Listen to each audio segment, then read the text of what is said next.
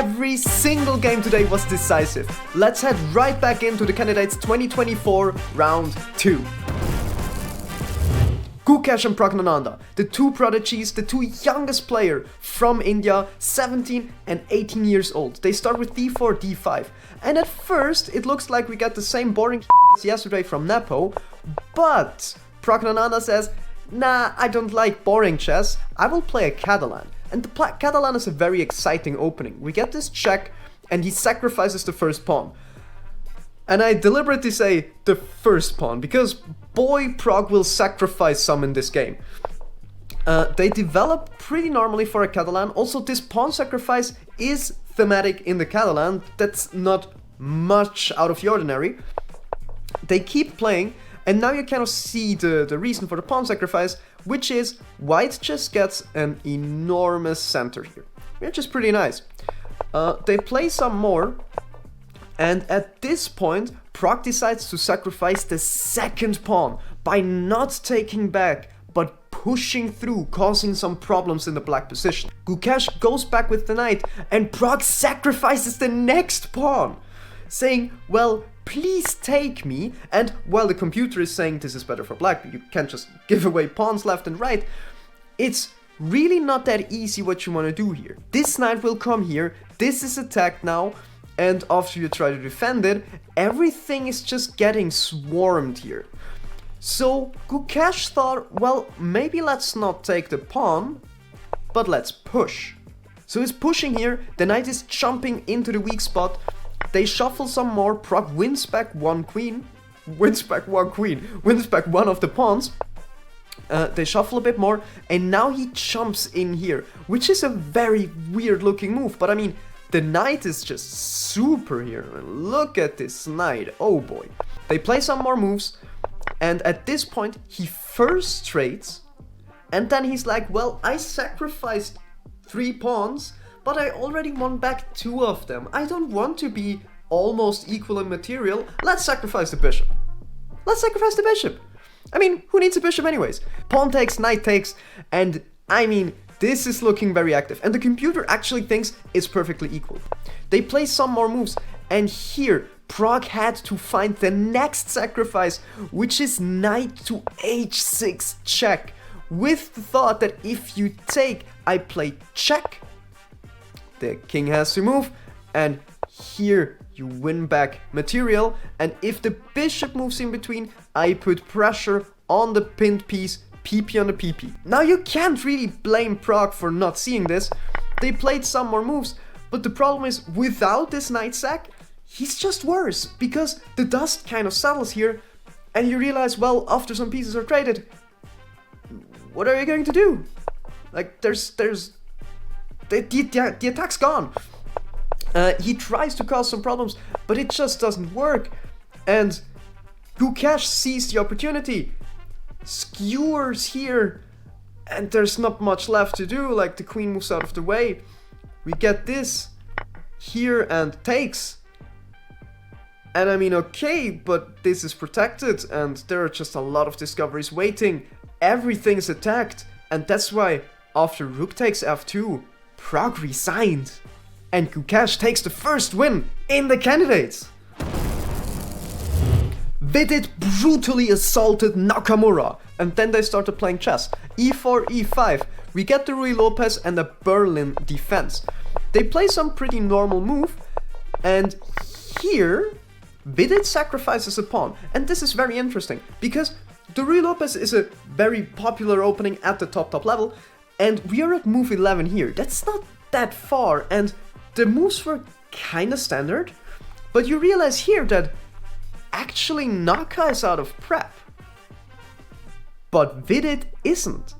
Vidit still has a lot of time, and this is going to be interesting. So this pawn sacrifice clearly is in his prep, but not in Naka's. And after Naka took the pawn, Vidit, out of nowhere, sacrifices the bishop. What? How? Why? Normally you prepare a sacrifice like this, you already have an attack or something like this. This is just, what? No, the thing is, you have to take it, but you don't really want to take it, because the queen is going here. And if you try to save it, yeah, that's not looking nice. And if you try to move away, that's really looking unpleasant. The computer thinks that you can hold the position, but it's difficult, it's difficult. That's why Naka did not take the bishop, but the problem is if you don't take the bishop, you're just worse. I mean, there's just a hole in the position now. It's not good, really not good. They play some more moves, and Naka finds a way to strike back. He removes the defense of the h7 pawn. The knight has to move, and now he also takes the pawn. The king has to move out of the way, and he moves back. But still, immediately Vidit gains the initiative again. They play some more moves, and in this position, black is just much, much better because, I mean, look at all of those attacking pieces here. It's really not looking good. And there are some tactical complications right here, so let me simplify this to you with a short clip.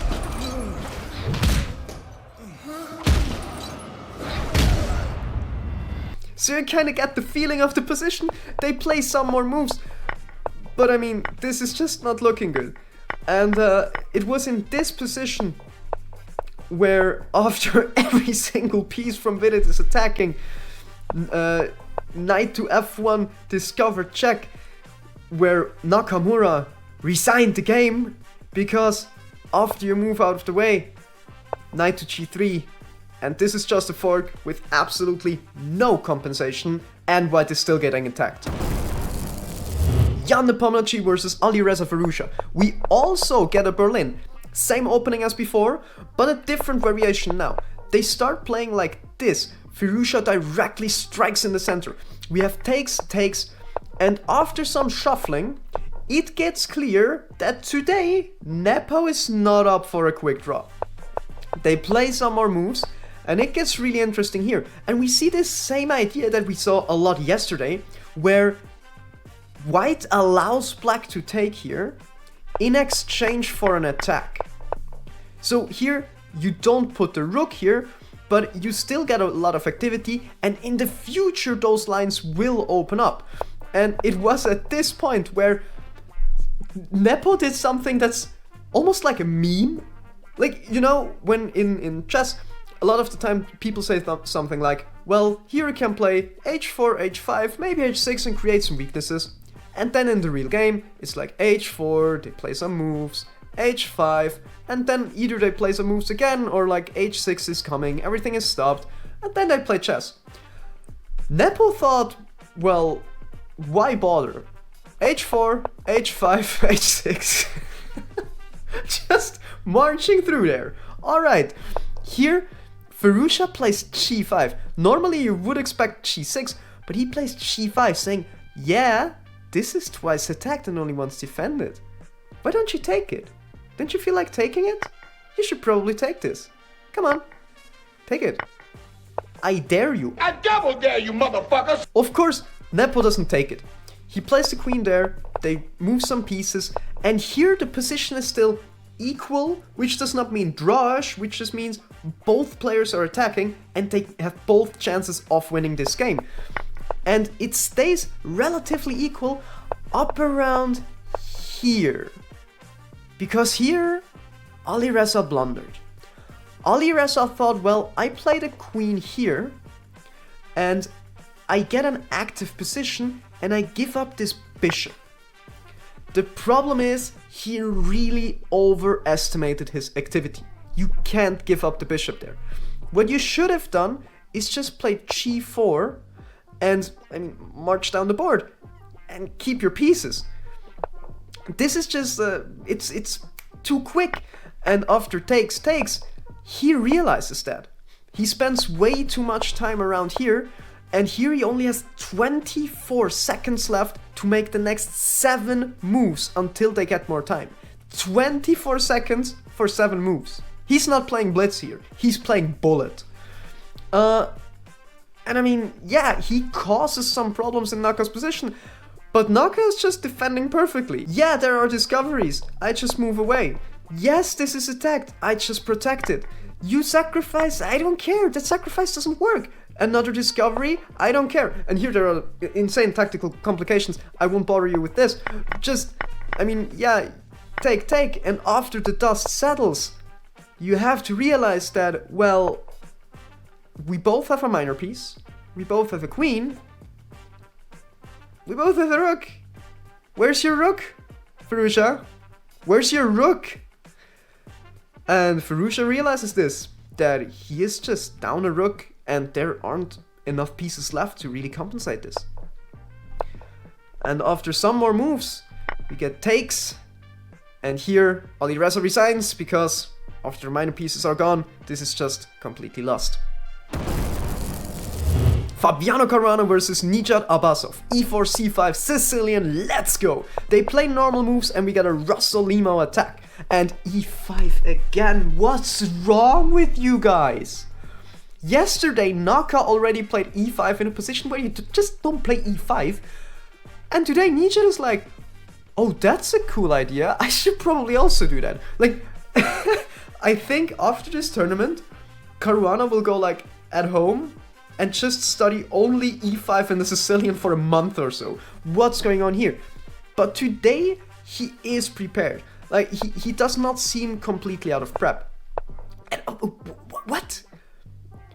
In front of your pawn? Like, weird stuff going on here. But the position's slightly equal. White's a little bit better. Let's see how this turns out. They trade some pieces. And Fabi starts attacking. This is not looking too good, but also not too bad. It's still relatively equal. And here, Fabiano realizes something. He realizes that the knights just aren't really good here. Like, they can't really go to nice squares. Everything's kind of protected. So he moves back this knight, and plays f4. 2 steps back, 1 step forward. Or more like, wait, no, 1 step back, 2 steps forward. Something like that. We get takes, and here we see the point. Because the f-file now is half open, and he prepares this Alekhine gun here. This is called an Alekhine gun. And you see, this is really mighty. Right now, black can defend it, but needs to get a lot of concentration in just defending only this Alekhine gun. And now Fabi starts to play on the other side of the board. We get some trades and this pawn, but now here I don't understand why he didn't just take the goddamn pawn, because after this, Fabi has a passed pawn. Alright, it's an outside passed pawn, it's not too bad, but still, like, why would you give Fabiano Caruana a passed pawn? And after some more moves, here you don't really want to take, because after takes, the queen can go here attacking kind of everything, and so he pushed through, and now Fabi has 2 passed pawns. Why would you? What? So they keep playing, and after some more moves, some things get traded. Here we have takes, and now Nijat blundered. And he blundered in a way which is super weird. It's a super weird blunder, and I mean, I couldn't figure out that this was a blunder without the help of the engine. I'm honest. At first sight, at least. Maybe later I would realize it, but at first sight, it looks like such a normal move. Nijat takes the knight. And you probably saw how the eval bar just dropped here, because I mean, it's just an exchange, isn't it? Just exchange some pieces. No. This bishop was crucial for the defense of the white squares. If you look at this now, this is not looking good. And don't forget, you still have 2 passed pawns. We get some more moves. And oh boy, how do you stop this? I mean, okay, you can move back here, but I just still play this. And it was at that point, Nijat resigned. Because there aren't really a lot of safe squares for the queen. This is all protected, this is protected, that's protected. If you move back here, check, I win your queen.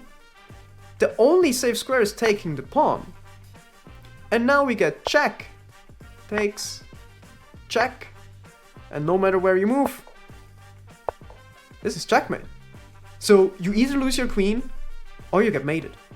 This went from equal, slightly better for white, after 1 exchange to, well, black resigns. I mean, you can't blame Nijat here. With being low in time, it seemed like a normal move. So we got 4 amazing games today. Those are the standings. I am hyped for tomorrow. Goodbye. Round 3.